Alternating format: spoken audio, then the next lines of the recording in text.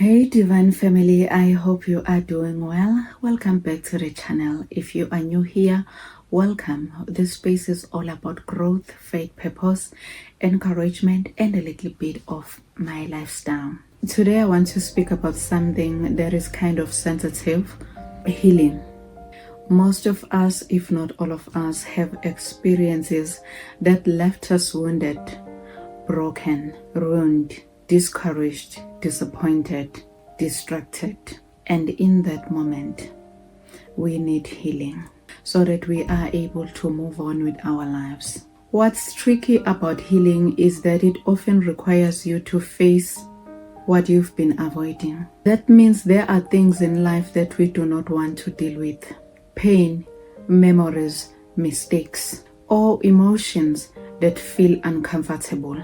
So instead of facing them, we delay them, we ignore them, we pretend as if they do not exist. We distract ourselves, we move on externally, but internally we stay stuck. But scripture shows us that avoidance does not lead to healing. It leads to conviction and restoration when truth is faced. And today we will look at King David and Peter. I'll be posting the scriptures here just to support my conversation. Maybe before we get into the conversation, let's pray.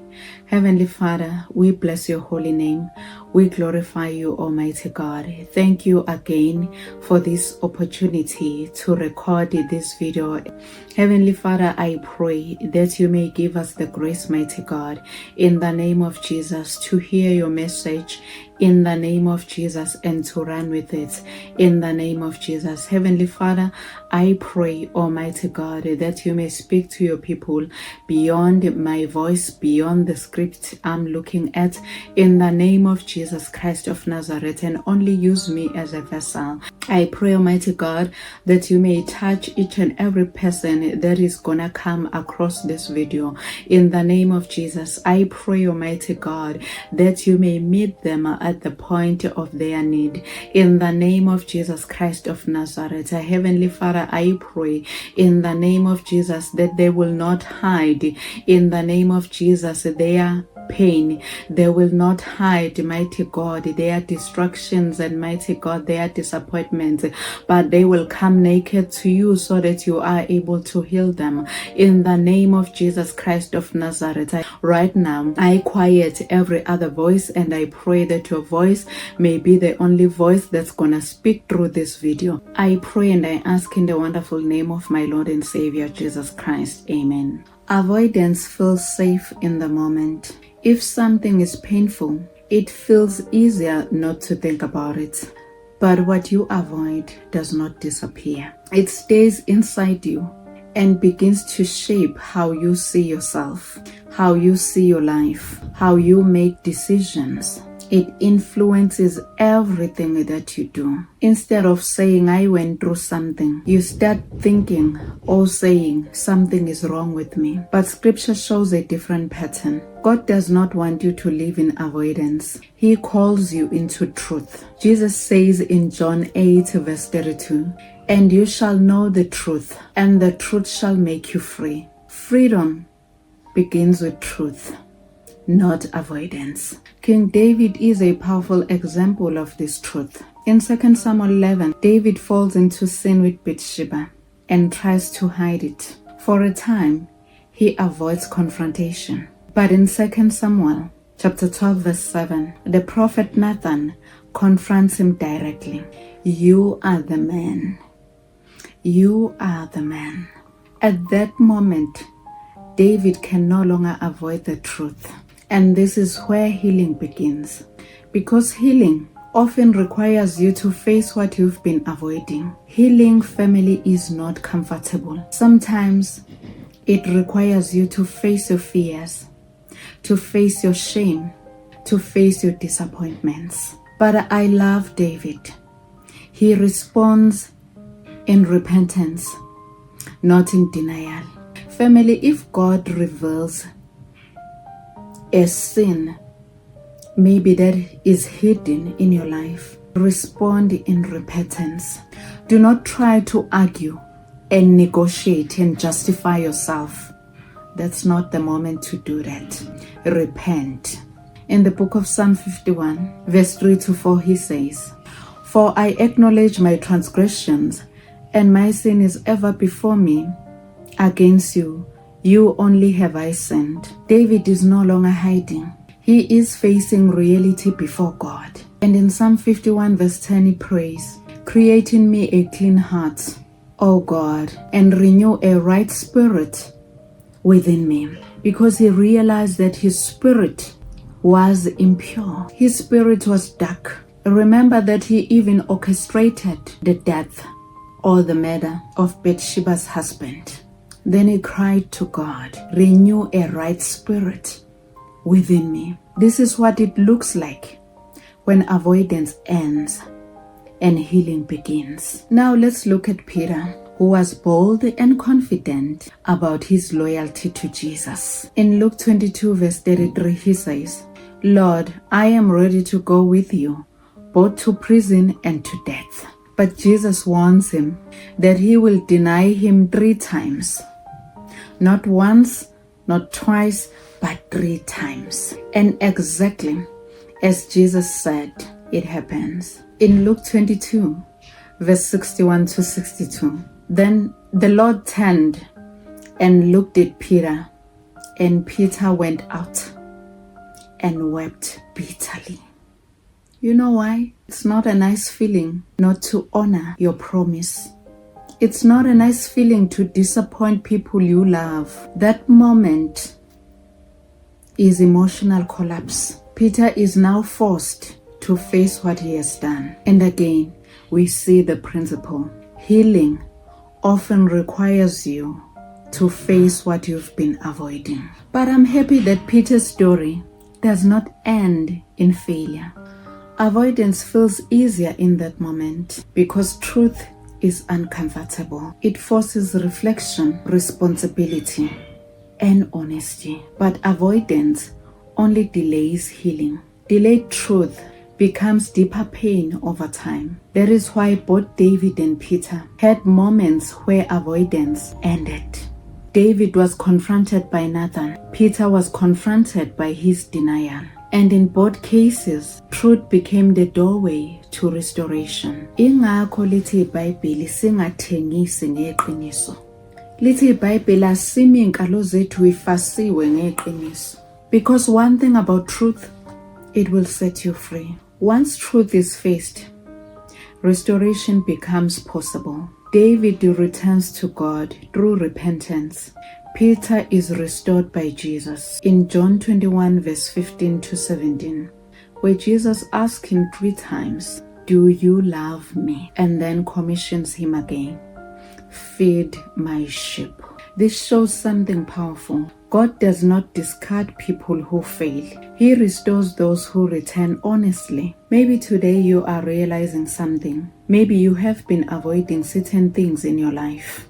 Pain, guilt, mistakes, or even your relationship with God. But scripture gives us clarity. Romans 10 verse 9 says, "If you confess with your mouth that Jesus is Lord and believe in your heart that God raised him from the dead, you will be saved." And Jesus himself says in Revelation 3 verse 20, "Behold, I stand at the door and knock." That means he is not forcing his way into your life. He is waiting for you to open the door. And maybe the very thing you've been avoiding is the very place he wants to bring healing. Because Jesus does not only forgive, he restores. He helps you face what you've been avoiding without destroying you in the process. So if you are that person, you want to have a relationship with God, Jesus is the way, the truth, and the life. Kindly say this prayer with me.